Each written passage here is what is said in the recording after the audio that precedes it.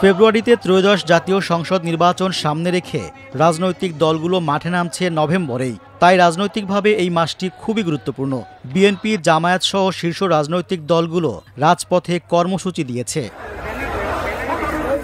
11 November Jamaat সহ 8টি ইসলামপন্থী দল ঢাকায় সমাবেশের ঘোষণা দিয়েছে। তাদের মূল দাবি জুলাই জাতীয় সনদ বাস্তবায়ন আদেশ জারি এবং ওই আদেশের উপর নভেম্বর মাসের মধ্যেই গণভোট আয়োজন করা, আগামী জাতীয় নির্বাচনে উভয় কক্ষে বা উচ্চকক্ষে পিআর পদ্ধতি চালু করা। বিএনপির ভারপ্রাপ্ত চেয়ারম্যান তারেক রহমান প্রায় 1.5 যুগ ধরে দেশের বাইরে। নভেম্বর বা ডিসেম্বরে তারেক রহমান দেশে আসবেন বলে জানা গেছে। এ পরিস্থিতিতে 3 নভেম্বর হঠাৎই আগামী জাতীয় সংসদ নির্বাচন সামনে রেখে 300টি আসনের মধ্যে 237টি আসনে নিজেদের প্রার্থী তালিকা ঘোষণা করেছে বিএনপি। বিএনপি চাইছে জাতীয় নির্বাচন ও গণভোট একই দিনে হতে হবে।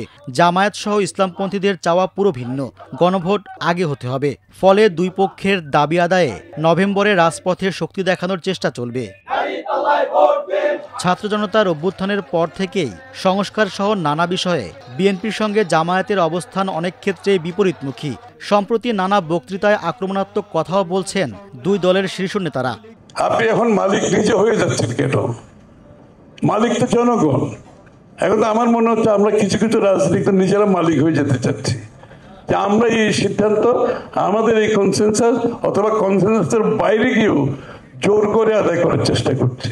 বিএনপি অনেক বড় দল, এটা সঠিক, কিন্তু নট পপুলার দল, নট জনপ্রিয় দল।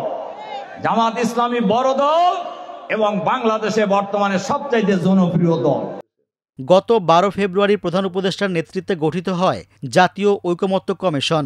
সংবিধান সংস্কার কমিশনের প্রধান অধ্যাপক আলী রিয়াজ এই কমিশনের সহ সভাপতির দায়িত্ব পালন করেন। প্রায় 8 মাসে 30টি রাজনৈতিক দলের সঙ্গে টানা বৈঠক করে জুলাই সনদ প্রণয়ন করে কমিশন। অধিকাংশ দলই তাতে সই করে, কিন্তু জুলাই সনদের আলোকে কিভাবে সংস্কার বাস্তবায়িত হবে এ বিষয়ে একমত হতে পারেনি দলগুলো। 3 নভেম্বর সরকারের পক্ষ থেকে বলা হয়েছে, জুলাই জাতীয় সনদ বা সংস্কার প্রস্তাব বাস্তবায়নের বিষয়ে রাজনৈতিক দলগুলোর মতভেদ নিজেদের মধ্যে আলাপ আলোচনা করে সমাধান করতে হবে। তবে আলোচনার পথে না গিয়ে রাজপথের কর্মসূচির দিকে ঝুঁকছে দলগুলো।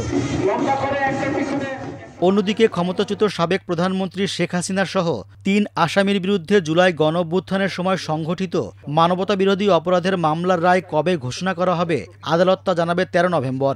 এর মধ্যে কার্যক্রম নিষিদ্ধ আওয়ামী লীগ অনলাইন মাধ্যমে 13 নভেম্বর ঢাকা লকডাউন কর্মসূচি পালনের ঘোষণা দিয়েছে।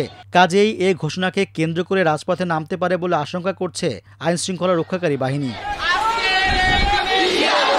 সবকিছু মিলিয়েই রাজনীতি আবারও উত্তপ্ত হতে শুরু করেছে। একের পর এক দল নানা কর্মসূচি ঘোষণা করেছে। বিএনপি জামায়াতের নেতৃত্বাধীন পক্ষগুলোর বিপরীতমুখী অবস্থানের সুযোগ আওয়ামী লীগ নিতে চাইবে, এটাই স্বাভাবিক বলে মনে করছেন রাজনৈতিক বিশ্লেষকরা।